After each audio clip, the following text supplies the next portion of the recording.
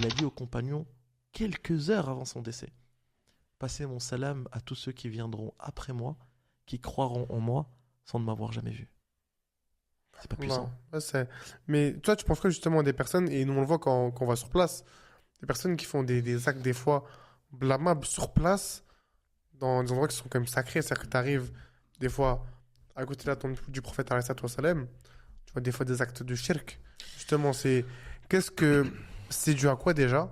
À quoi c'est dû? Et puis qu'est-ce qui fait que normalement, parce que moi dans ma tête, les gens qui viennent sur place, c'est des gens renseignés en fait. Non, pas Donc j'ai l'impression forcément. qu'il y a un manque de. Est-ce qu'il n'y a pas un manque de.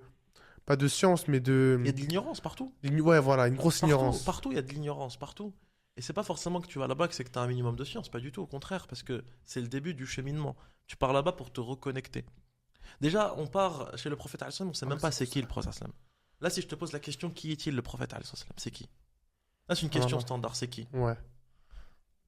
Tu peux parler 4 lignes, 5 lignes après, c'est Après, bon. c'est fini.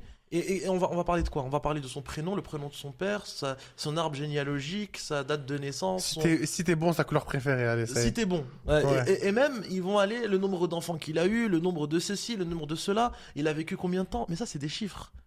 Qu'il ait eu 7 enfants ou 10 enfants, on s'en fiche. C'est pas ça le fond de notre spiritualité.